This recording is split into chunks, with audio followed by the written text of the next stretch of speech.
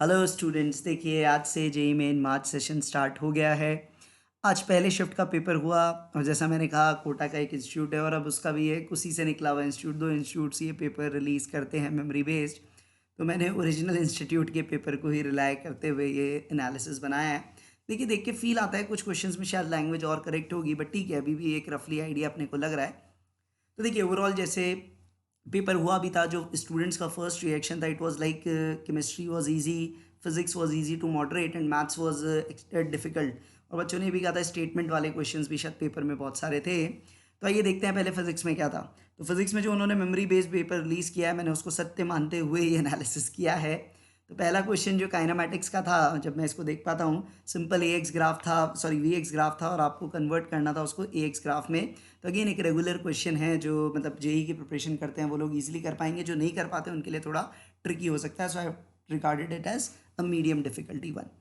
Second आप देखिएगा, rotation का था, एमआई का बहुत स्टैंडर्ड क्वेश्चन। और आज शायद ये जिस टाइम आया होगा उस टाइम मैं किसी एक बच्चे की क्लास ले रहा था, उसको ये एग्जैक्ट सेम क्वेश्चन के थ्रू मैं समझा रहा था।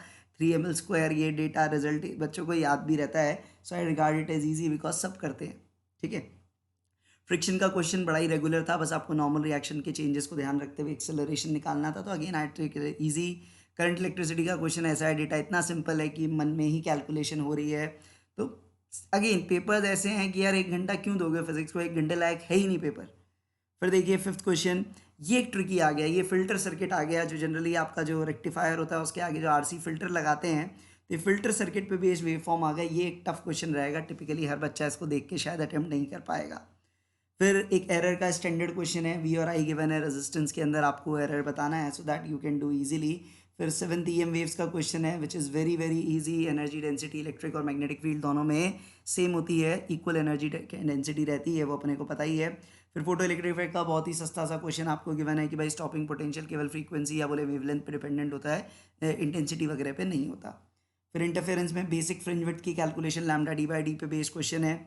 फिर कैपेसिटेंस में partially field dielectric epsilon not A D minus T by के प्लस टी वाला जो रिजल्ट आप देखते हो उसी से, मतलब टी बाई के प्लस डी माइनस टी जैसे भी आप लिखते हो, बड़ा सीधा सा क्वेश्चन वो भी है।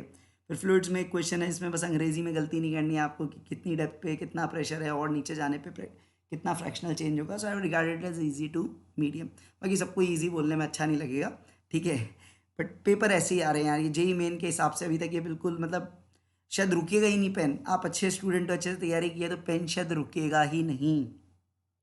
फिर लॉजिक गेट्स पे थोड़ा सा लंबा हो सकता है क्वेश्चन, जिनकी प्रैक्टिस नहीं होता है रिगार्डेड एज मीडियम वन। फिर आपको दे रखा है पेंडुलम का बहुत ही स्टैंडर्ड क्वेश्चन, लेफ्ट एक्सेलरेट ऊपर हो रही है, टाइम पीरियड पे असर बताना है। थर्मोडाइनमिक्स में बहुत ही लड्डू सा प्रश्न आपके लिए है कि heat and work are path dependent, उसी पे बेस्ड है। करंट इलेक्ट्रिसिटी पे फिर एक क्वेश्चन, रो एल ए की टर्म्स में वायर को खींचा है, एरिया आधा किया है, रेजिस्टेंस 4 टाइम्स हो जाएगा तो करंट क्या होगा, उस पर वेरिएबल्स की टर्म में था। Regarded it is easy to medium, वैसे ईजी ही मानना चाहिए।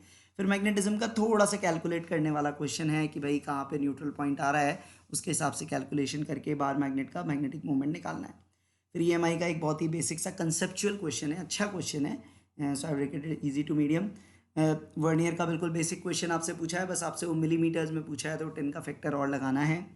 एटम्स में ये जो क्वेश्चन है ये थोड़ा ट्रिकी हो सकता है कि वो जो आपको बाल्मर की वेवलेंस के दो रेशो पूछे हैं, so I regarded as medium to tough. तो ये हो सकता है लोग इसमें सिंप्लीफाई करने में थोड़ी कैलकुलेशन ज़्यादा कर जाते हैं। फिर ईएम वेव्स का क्वेश्चन है, जो स्टैंडर्ड ट्रेडमार्क है जेई मेन का, हर बार पूछते हैं ई क्रॉस बी का डायरेक्शन वी के अलॉन्ग होगा और ई बाई बी इक्वल टू सी, उसी को यूज़ करते हुए क्वेश्चन है।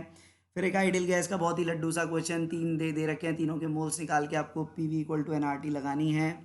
रे ऑप्टिक्स में एक अच्छा कंसेप्चुअल क्वेश्चन है, जहाँ पे आपसे पूछा गया है कि भाई मिनिमम डेविएशन पे क्या होता है। तो याद रखिए, ray parallel to that base तभी होती है, बीच वाली रे, व्हेन इट इज आइसोसेलेस और इक्विलैटरल। अब ये जो लैंग्वेज दी है इसमें वो नहीं है, तो उसके हिसाब से आंसर्स बनेंगे। फिर आपको एक वेवलेंथ गिवन है मेटल की, work function of metal given है, लाइट डाली है, de Broglie wavelength of electron निकालनी है, थोड़ा कैलकुलेटिव है, तो I taken it as medium, you can also regard rest of. फिर एक इलिप्टिकल ऑर्बिट का ग्रेविटेशनल बेस्ड है कि आपको ही पता है v a r equal to v p r p, angular momentum conserve कराना है अपोजी पेरिजी पे, उस पर बेस्ड क्वेश्चन है। फिर सेमीकंडक्टर्स में जीना डायोड पे बेस्ड स्टैंडर्ड क्वेश्चन है, बस पावर निकलवाई है, रिगार्डेड एज मीडियम, क्योंकि ठीक है लोग इतना फेमिलियर नहीं होते।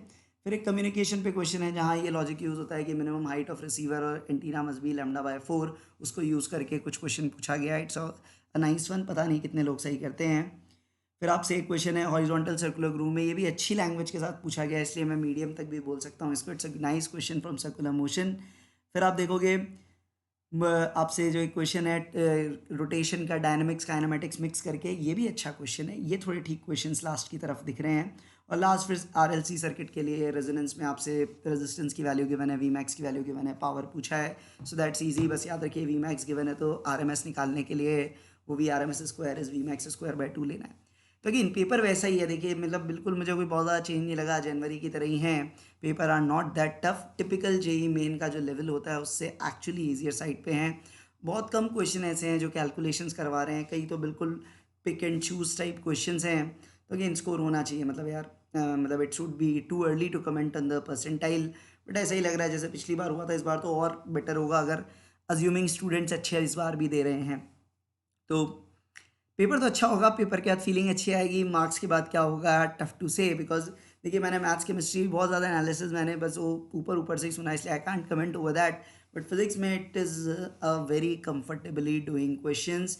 आप देख सकते हो सेमीकंडक्टर से 3 क्वेश्चंस यहाँ पे पूछ लिए गए हैं। बाकी आपको एटम्स ड्यूअल नेचर उससे भी है ना, मॉडर्न फिजिक्स का अच्छा खासा पार्ट इस पेपर में दिख रहा है आपको। बाकी आप देख सकते हैं जो पूरा एनालिसिस यहाँ पे दिया है। देखिए तो ये था पेपर 1 से रिलेटेड। पेपर 2 की भी डिटेल्स आएंगी तो definitely I share with you. आप भी अपने कमेंट्स इस पेपर को लेके जिन्होंने दिया है अपनी फीलिंग्स कमेंट बॉक्स में शेयर कर सकते हैं। थैंक्स फॉर वॉचिंग, और पेपर्स के साथ आगे मिलते हैं। Keep watching this space.